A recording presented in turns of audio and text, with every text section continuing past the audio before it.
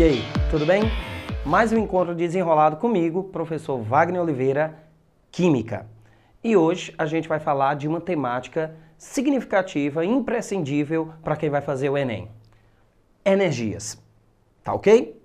Ora, todos nós temos consciência, todos nós temos conhecimento de que a matriz energética brasileira, ela passa por uma crise. Como assim uma crise? A gente tem aproximadamente 50% dos recursos energéticos de origem renovável. Entretanto, apesar de ser uma situação, vamos dizer, confortável, o ideal, o adequado, é que nós diminuíssemos a nossa dependência dos outros 50%, os recursos que são não renováveis. E aí despontam inúmeras alternativas, sendo que uma delas seria o etanol, seria o biodiesel, seria a biomassa. Entretanto, existe um grande ator coadjuvante dentro desse processo. E esse ator seria o hidrogênio. Ora, o hidrogênio me aparenta ser uma situação ideal. O hidrogênio, enquanto combustível, ele reage com o oxigênio e produz água, que é um não poluente. Então você pensa, poxa, o hidrogênio seria a situação ideal. Ele produz água que não é poluente e, lembrando aos senhores, através da eletrólise da água, eu poderia produzir o mesmo hidrogênio e oxigênio. Essa situação seria a situação ideal. Entretanto, toda vez que você pensar em um combustível, você vai ter que resolver alguns problemas antes. Primeiro deles, o método de obtenção. Como assim? Ora, queridos, o hidrogênio reagindo com o oxigênio produzindo água e a água sofrendo eletrólise produzindo hidrogênio e oxigênio é uma reação que em laboratório é viável, mas ela não é viável em larga escala. E por que ela não é viável em larga escala, professor? Por um motivo muito simples. Se você pensar na variação de entalpia desse processo, e logicamente você não precisava saber isso daqui, eu tenho 68,3 quilocalorias para cada mol de hidrogênio.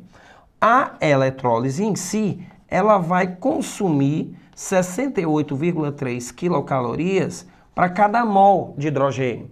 E onde é que eu estou querendo chegar? Queridos, o ideal de um combustível é que ele produza energia. Ora, o processo de obtenção do combustível e a energia obtida são as mesmas em módulo. Significa o quê? Que o saldo energético desse combustível seria zero.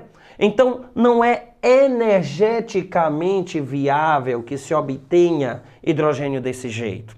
Eu posso obtê-lo em escala de laboratório, mas em grande escala, para suprir a necessidade de uma nação, para suprir a necessidade de uma cidade, de um estado, ele não é viável. Portanto, eu devo pensar em quais os métodos, quais as alternativas que eu tenho para obter o hidrogênio. E aí reside o grande problema. O hidrogênio não existe isolado da natureza.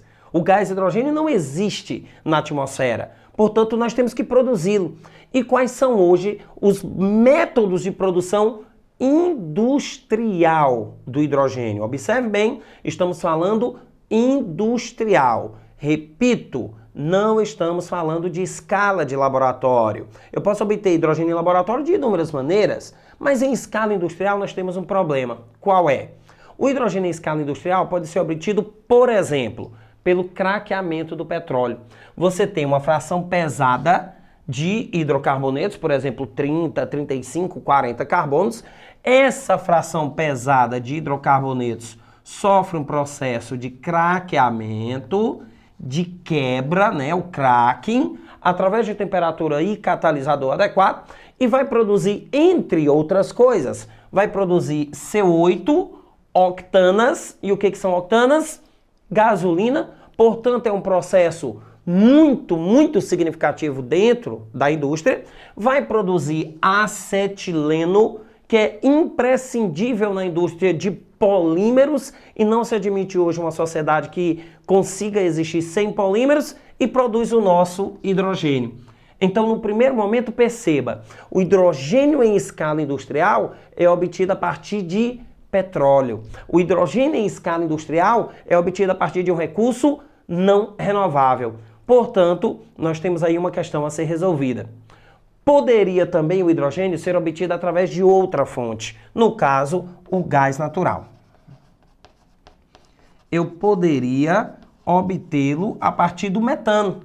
Quando o metano interage com o vapor d'água a altas temperaturas, ele vai produzir monóxido de carbono e hidrogênio. E aí nós temos aqui algumas questões a serem discutidas. A primeira é o monóxido de carbono, que é um gás tóxico. Portanto, esse processo ele é ambientalmente questionável. Além do mais, lembre-se, nós estamos obtendo hidrogênio a partir de um recurso que não é renovável. O gás natural aqui seria o gás associado ao petróleo e, portanto, oriundo de um recurso não renovável. Ponha isso na sua cabecinha. O hidrogênio hoje, obtido em escala industrial, é obtido a partir de recursos não renováveis. Então temos que resolver esse problema. E outra coisa que vale a pena ser ressaltada. O nosso hidrogênio obtido através do craqueamento do petróleo será utilizado onde? Ele vai ser utilizado nesse processo. Este processo aqui. E que processo é esse, professor? É o processo de obtenção da amônia. E por que eu desejo obter a amônia? Eu desejo obter a amônia porque da amônia eu obtenho íon amônio, que será utilizado, portanto, na indústria como fertilizante. O processo de obtenção do hidrogênio hoje, comercial, é útil na obtenção de fertilizante. Portanto, agora você soma as ideias a uma questão muito simples. Por que o preço do arroz, do feijão, da batata, do milho, do açúcar, do café aumenta quando aumenta o preço do barril de petróleo?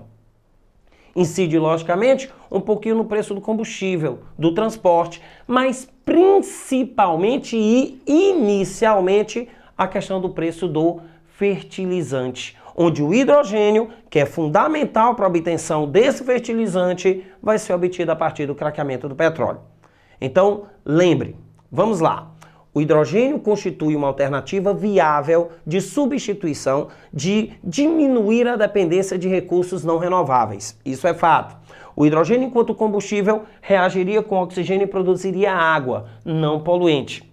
Entretanto, eu devo resolver uma problemática simples. Que problemática? O método de obtenção do hidrogênio.